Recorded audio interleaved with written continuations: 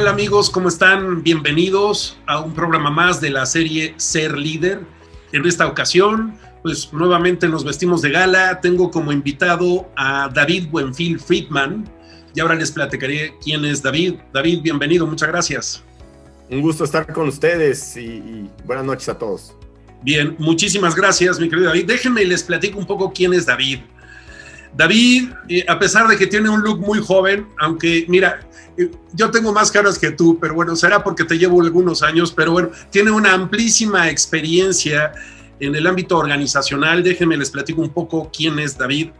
David es egresado de la carrera de Ingeniería Electrónica en Kettering University, posee un MBA de Wharton y una maestría en estudios internacionales por el Lauder Institute de la Universidad de Pensilvania. Tiene más de 25 años de experiencia en cargos clave en diferentes empresas. Fue fundador de VidaLink, administrador de beneficios farmacéuticos en Brasil y en Innovar, una incubadora latinoamericana de empresas por Internet. Fue consultor en Booz Allen Hamilton de Brasil, fue country manager por Hayden Inc., ingeniero de manufactura para General Motors en Estados Unidos, en México y Alemania. Ya tiene un rato siendo el CEO de Scandia Latinoamérica, fue en algún momento el director general y director comercial para Scandia México y anteriormente tuvo el rol de CEO de Asia y Latinoamérica para Old Mutual antes de que se convirtieran en Scandia y siendo responsable también de los joint ventures con China y la India, así como de las operaciones locales de Colombia, Uruguay y México. Así es que tenemos aquí a un flamante CEO, experto en el tema de Scandia. Es una empresa aseguradora, fondos de inversión, servicios financieros, pensiones, ahorro. Y entonces, bueno, tienes ya un buen rato, mi querido David, al frente de Scandia en Latinoamérica. Y como este programa se llama Ser Líder, bueno, pues la pregunta obligada y es, ¿cómo te ha ido en el ámbito de liderazgo encabezando Scandia Latinoamérica? Muy bien, pues muchas gracias, Santiago, y un saludo a toda tu audiencia. Pues mira, me ha ido bien, que llevo aquí 18 años, un poquito más. O sea, yo empecé aquí pensando que era un proyecto de 2, 3 años, y ya llevo 18. En realidad, como viste al inicio de mi currículum, eran temas más emprendedores. Había montado negocios inclusive de Internet, en la primera ola de Internet, en Brasil, en otras partes de Latinoamérica. Y como emprendedor, pues que es una vida muy divertida, pero también un poco difícil, porque tienes que pues, trabajar, ahora sí que se podría decir, más hacia los demás que hacia ti, porque estás dando de todo. Y cuando vino el crash del .com hace muchos años, pues se nos acabó el dinero que teníamos de inversionistas y tuvimos que cerrar una parte de los negocios, no toda. Y ahí surgió la oportunidad de regresar a México y fue cuando Scandia en su momento me buscó para empezar la línea comercial de productos. Y yo dije, bueno, pues es un trabajo que paga sueldo, que llevo 2 años sin cobrar, montando, emprendiendo, y ahí pues entré, dije pues voy a hacerlo por 2, 3 años y luego me salgo a hacer otra cosa, pero honestamente el tema de constante innovación, constante cambio, movimientos, cosas nuevas, viste ahí países nuevos, tuve bastantes oportunidades de trabajar con China, con la India, con Uruguay, con Colombia, con México, pues dio temas muy interesantes que para el liderazgo o para mí son importantes, de sentir ese cambio constante, esa oportunidad, esos retos de ir evolucionando. Y pues aquí estoy, 18 años después, para lo que para mí era un proyecto de 2, 3 años. Fíjate, y también pregunta obligada, porque veo tu formación, estudiaste Ingeniería Electrónica en Kettering University, hiciste un MBA en Wharton, hiciste una maestría en estudios internacionales en The Lauder Institute en Pensilvania, y la pregunta es, ¿en alguna de estas formaciones te enseñaron a ser líder? Pues yo creo que el líder lo aprendes más sobre la marcha, o sea, okay. Te enseñan conceptos, yo creo, y de lo que más yo siento que aprendí es de las visitas, ¿no? Porque por fortuna, pues Wharton, siendo una muy buena universidad, una Ivy League, pues tenía invitados recurrentes, unos no tan prominentes como Donald Trump, que me acuerdo que fue en esa época en 1998 a visitarnos, pero otros como Michael Dell o diferentes pues, empresarios muy importantes que inspiraban, ¿no? Entonces, yo diría que sí, hay unos temas de liderazgo que te enseñan, temas claves como escuchar, el pensar en el cliente. O sea, hay cosas que sí son conceptuales, pero mucho las ideas inspiradoras provienen de escuchar a los demás y vivir en el día a día la está pasando. Entonces, yo te diría que es una mezcla. Yo diría 80% ha sido sobre la marcha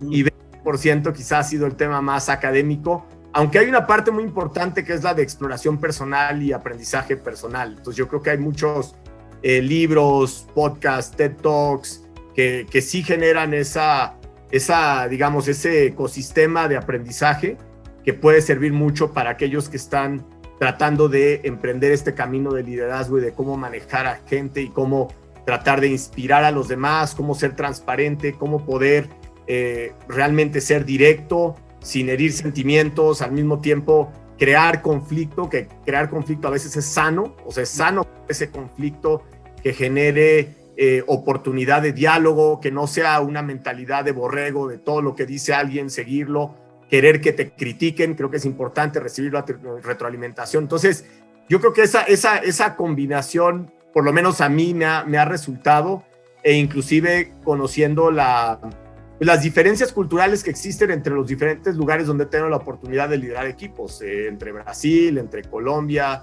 entre lidiar en su momento con mi equipo en Sudáfrica también que tenía, gente en China. O sea, realmente ahí es donde entiendes los diferentes aspectos del liderazgo y las particularidades culturales de cada lugar. Sí, y mira, es un poco, este programa se llama Ser Líder y básicamente se llama Ser Líder porque hace algunos años, cuando escribí el libro con ese mismo título, me di a la tarea de hacer labor de investigación y ver en qué formaciones universitarias nacionales e internacionales, porque he tenido la oportunidad de, pues, como tú bien lo sabes, de acompañarte, por ejemplo, en Colombia y aquí en México. Y bueno, pues he tenido la oportunidad de trabajar con empresas en Estados Unidos, en Centro, Sudamérica, en Europa. Y la primera pregunta que siempre hago a los VPs, a los CEOs, a los directores generales, a los dueños de las empresas, es ¿en dónde aprendiste a ser líder?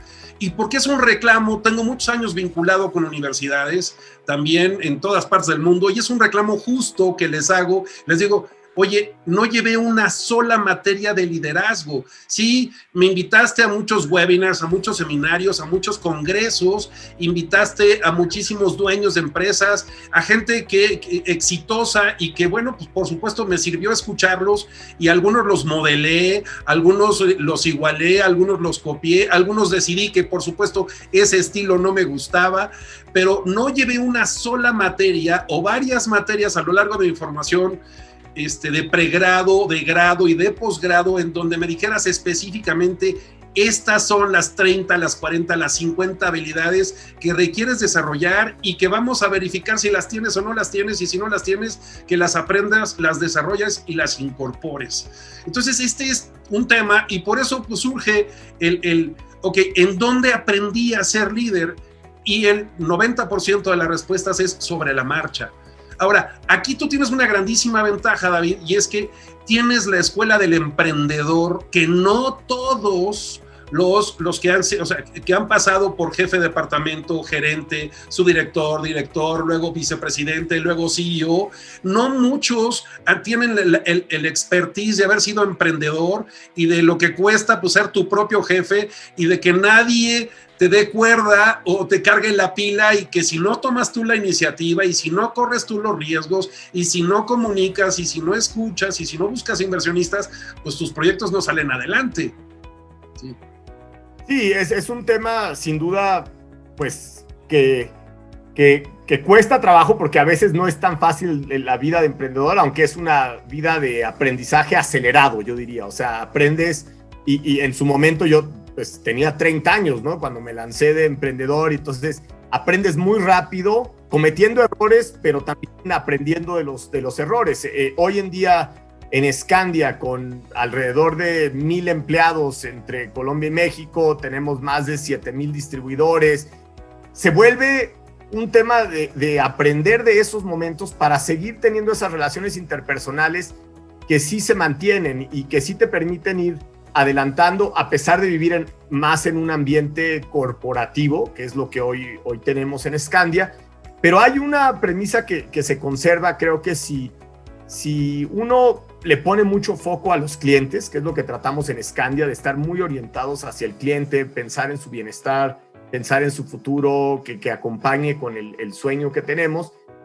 Si uno le puede dar ese toque también emprendedor de tener ese sueño más transformacional, creo que se logra tomar un poco de lo del emprendurismo de la mano con el mundo corporativo, sin meterle la burocracia del mundo corporativo, que es algo que naturalmente se va dando, pero también con las políticas y procesos un poco más estructurados del mundo corporativo versus el emprendurismo, que también llega un momento que cuando las empresas maduran tienen que tender hacia eso, porque necesita más estructura, cuando tienes más gente, tienes que tener más procesos, tienes que tener políticas. Ahora, sin duda hay monstruos como Netflix que han logrado también cosas maravillosas sin tener una estructura corporativa muy, muy rigurosa, pero sí hay cierta forma de liderar con el ejemplo y de llevar a la gente a tener una orientación muy clara hacia dónde va el rumbo de la empresa. O sea, creo que si uno logra transmitir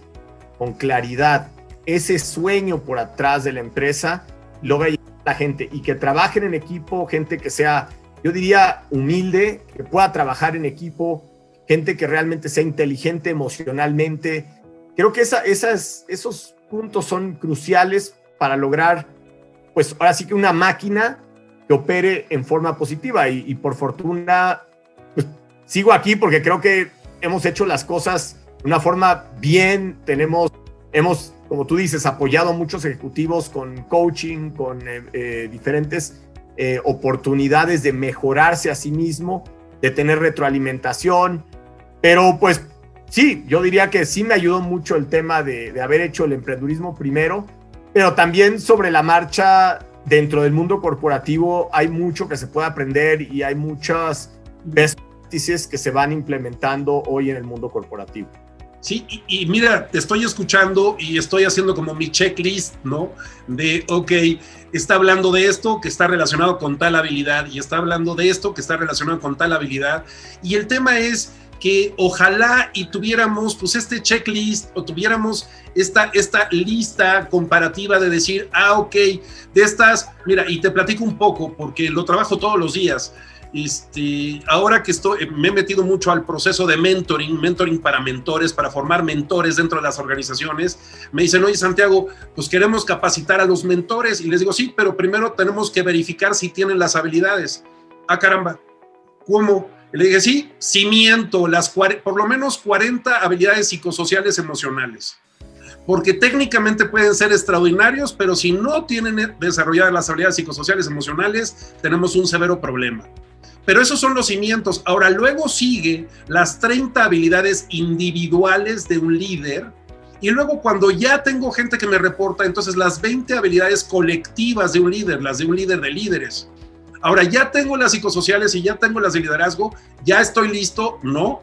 ¿Cómo? No, porque esas son estas competencias básicas mínimas, pero ahora requiero desarrollar las habilidades gerenciales, y luego desarrollar las habilidades directivas, y luego reconocer cuáles de las gerenciales ya como director requiero dejar de hacer para no incurrir en el famoso micromanagement, porque luego le pagamos a muchos directores que siguen comportándose como supergerentes, y sabes perfectamente de lo que hablo.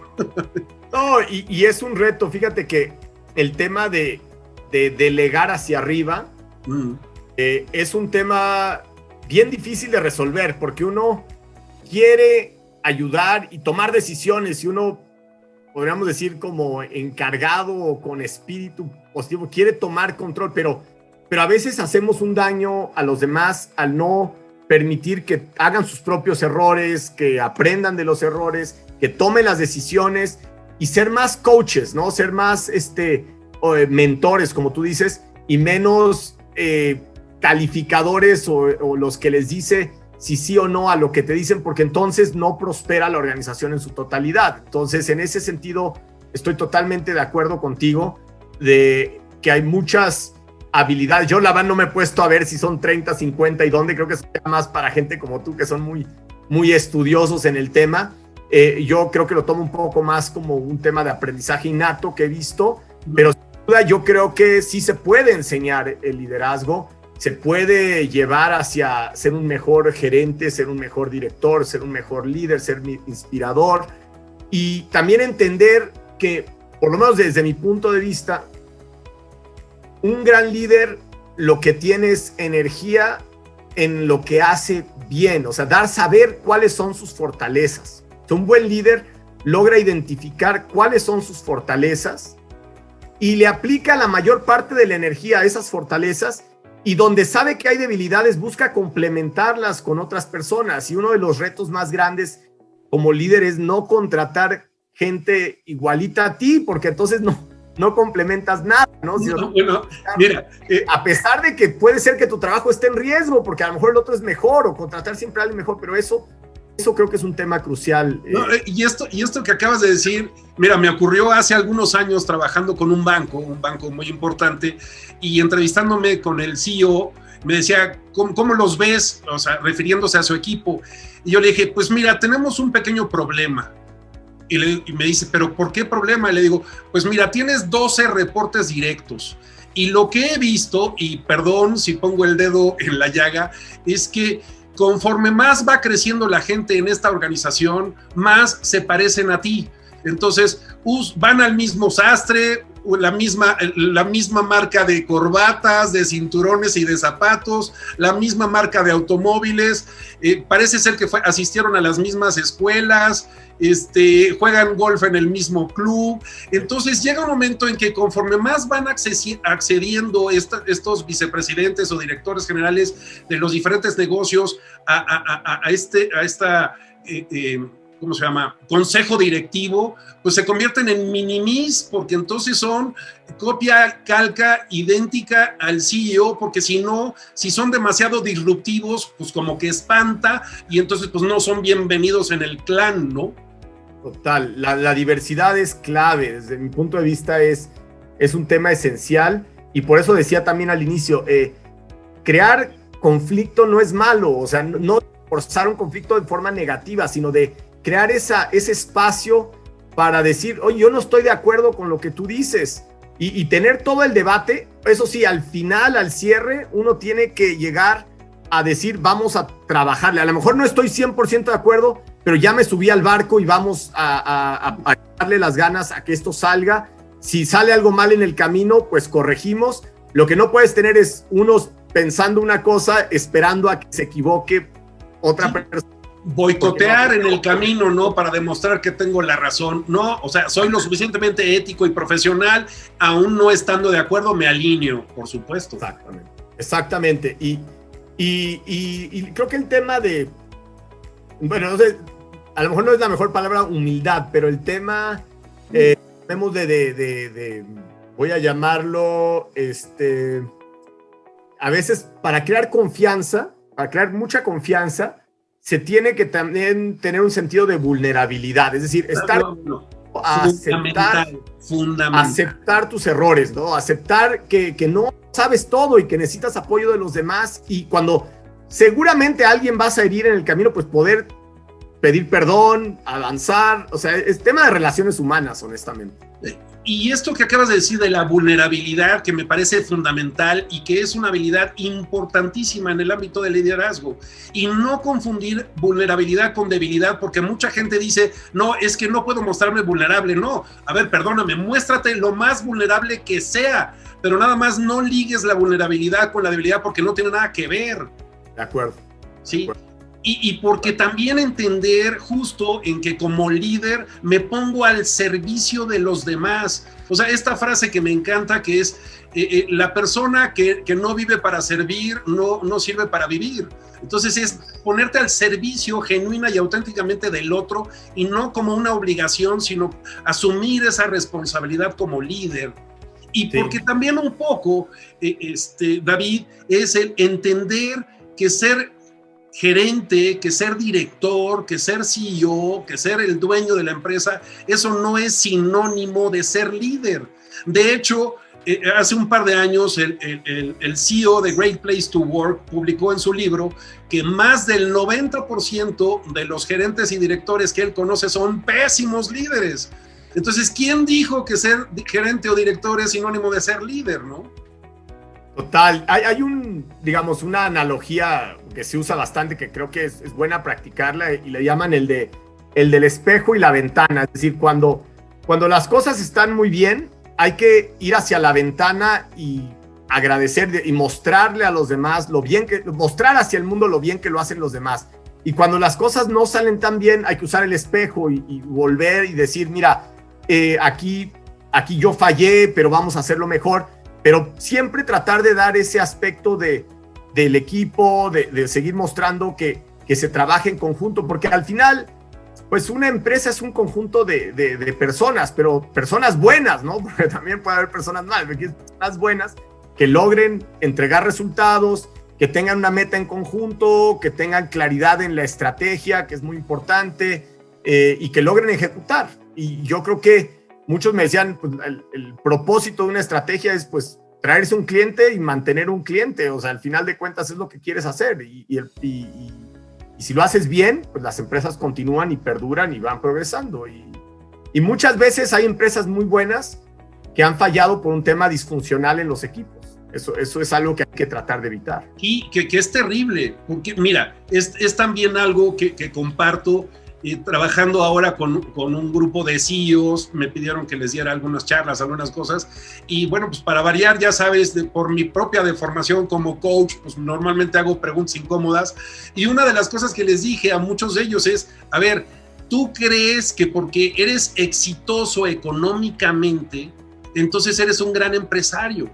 Y perdóname que te lo diga, eres un excelente comerciante que has acumulado riqueza, y te lo reconozco, pero como empresario eres un muy mal empresario porque eres un muy mal líder. Oye, Santiago, no me digas eso. Es que, a ver, tienes 30 años trabajando, 40 años trabajando, has acumulado riqueza, sí, nada más que no desarrollaste las habilidades de liderazgo, tratas a tu gente muy mal, entonces los usas como moneda de cambio, los exprimes, le sacas jugo y cuando ya no sirven, el que sigue. A ver, sí. ¿Has sido capaz de capitalizar el aprendizaje y desarrollar este seniority? Bueno, pues Santiago, soy exitoso. Sí, pero ser exitoso económicamente no significa que fuiste capaz después de 40 años de desarrollar este seniority. Sí, de acuerdo. Y típicamente eso que tú describes son las empresas que tienden a no perdurar en el tiempo. O sea, sale esa personalidad fuerte o el poderío, porque es más un tema de poder. Sí. Deja de existir. Ahora, el tema es si uno transfiere ese liderazgo, si forma esa colectividad de conocimiento. Creo que eso da la posibilidad de tener empresas que perduran más sobre el tiempo y que van evolucionando a las necesidades del momento. Sí, y algo que yo te reconozco, David, es que has sido capaz de formar a tu gente. Porque conozco a tus reportes y sé de la íntima relación que tienes con ellos y que estás hablando con ellos constantemente, y que además tienes muchos años de conocerlos y de trabajar con ellos, y entonces la relación va más allá de lo profesional, lo cual genera un gran nivel de confianza y de cercanía, ¿no? Totalmente de acuerdo. Yo honestamente vivo bajo la premisa que la realidad pasamos, yo diría, más de la mitad de nuestras vidas en el trabajo, y tiene que ser gente con la que puedas convivir, seres humanos muy buenos. No quiere decir que tienen que ser tus mejores amigos, no. Hay que tener un interés genuino, porque interés no genuino existe, pero interés genuino en conocer sobre ellos, en extender las puertas, en apoyarlos, y que ellos también se sientan con la tranquilidad, que es difícil, de darte retroalimentación y saber decirte que no, saber decir que algo estás haciendo mal. Esa parte es bastante difícil, pero es algo que sí recomiendo ampliamente tratar de fomentar. Y el tema de conocer más la parte personal de cada quien es algo que nosotros fomentamos mucho. Nosotros empezamos nuestras reuniones mensuales con el equipo, pues diciendo cómo nos ha ido en temas personales y del trabajo, y tratando, obviamente, al inicio es un poco incómodo, no sabes qué decir, te van a ver débil o qué, pero al final ya uno logra esa vulnerabilidad que hablábamos, donde uno ya se siente parte de que te dejen entrar. Y creo que curiosamente esto del Zoom ha sido muy chistoso, porque antes había la barrera de el trabajo y la casa, y ahora con pandemia y con Zoom de repente pues bienvenidos a mi casa y a mi sala, y se mete mi hijo, etcétera. Y eso también creo que es un cambio un poquito de paradigma en dónde está la distancia entre lo personal y lo laboral, y creo que cada vez tienden a ir más de la mano. Y sobre todo, regresando al tema de formar a tu gente, es como esto, sin que se convierta en una obligación, pero es un estilo de liderazgo que entonces permea en cascada hacia el resto de la organización. Entonces tú te pones al servicio de tus colaboradores y ellos a su vez de sus colaboradores, y entonces aceptamos que parte de nuestra responsabilidad es formar a nuestra gente y no pasarle la estafeta a talento, a recursos humanos, a capacitación y decir, pues mira, a esta persona le hace falta esto y esto y esto y esto, ahí te lo encargo, bye, porque yo tengo muchas cosas que hacer, ¿no? No, eso no funciona, honestamente. O sea, funciona para generalizar temas, pero decirle, uno le tiene que dedicar tiempo a esto, y yo creo que como líder uno dice siempre la estrategia y no sé qué, pero el tema es people management. O sea, el tiempo que estás con la gente es clave, y ahí debe de ir el foco de fondo de ser un líder, es en escuchar, en poder apoyar. Sí, tomar decisiones es clave, pero uno sabe cómo transmitir esas decisiones que ojalá vengan de los demás, y uno ayude ahora sí que al coaching, más que nada. Sí. Y justo también este tema, cuando ya llevas mucho tiempo en una posición, que a veces yo también hago la pregunta incómoda, y es ok, ¿cuánto tiempo llevas sentado en esta silla? Pues 3 años, 5 años, 8 años. Ok, ¿quién de tu gente está lista para sentarse en tu silla? Y cuando la contestación es no, nadie, le digo, uy, pues perdón, no has hecho un buen trabajo, ¿no? Sí, no, total. Ese tema de sucesión es muy importante, y un tema, o sea, uno debería de poder irse de vacaciones feliz 10 días, 15 días, ojalá más, pero bueno, no, hablemos de cosas más razonables, y que el negocio marcha, el negocio opera y que sigue su curso. Y un tema importante es que yo lo comentaba al inicio, es compartir ese sueño, ¿no? Nosotros, de fondo, para nuestros clientes tenemos un sueño de que cumplan sus objetivos financieros, de realmente empoderarlos para tener un mejor futuro financiero, aprovechar beneficios fiscales, pensar en su jubilación, cómo apoyarlos. Creo que si todo el mundo comparte eso y lo vive internamente, también da mucho más paz y tranquilidad de que hay un sueño claro, objetivo, y que todos siguen, que todos lo compran, un propósito mayor, yo le llamaría, el propósito realmente de por qué estamos aquí en esta empresa. Y porque además tienes, como está estructurado el negocio, tienes una combinación muy interesante, porque tienes un área muy estructurada, un área administrativa y operativa muy estructurada, pero luego tienes a una serie de distribuidores que son tus socios y que son entrepreneurs, y que tú, teniendo el background de entrepreneur, sabes perfectamente, te puedes poner en sus zapatos y qué es lo que están sintiendo y qué es lo que están pensando, y entonces tienes esta doble cachucha, entonces fungir como el CEO de una estructura, pero también poder incentivar y poder apoyar a estos entrepreneurs porque sabes por lo que están pasando. Es correcto, y ese es un tema fundamental. Al final tienes que entender cuáles son las dinámicas de tus clientes, de tus stakeholders, llamémosles así, y ver cómo uno se encaja y cómo lidera en cada ámbito, y mucho pues buscar cómo apoyar, ¿no? O sea, y sobre todo en estos momentos de COVID, pues, sí ha sido un tema de buscar realmente apoyar y ser muy humanos y muy agradecidos, honestamente, porque también son momentos difíciles, pero mucha gente lo ha sorteado bien, otros no tan bien, pero esa solidaridad que se puede lograr creo que es crucial.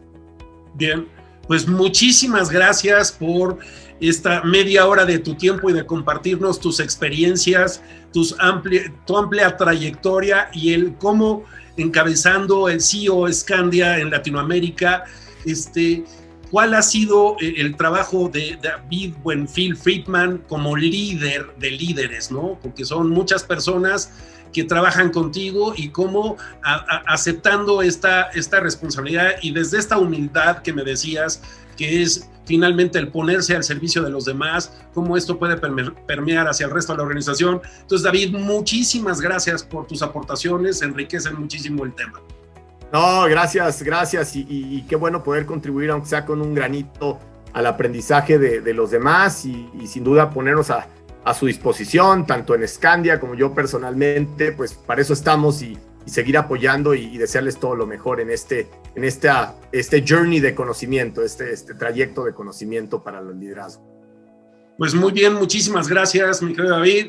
Y amigos, los esperamos, como siempre, los jueves a las 9 de la noche en un capítulo más de la serie Ser Líder. Los esperamos la próxima semana en un capítulo más. Muchas gracias y buenas noches.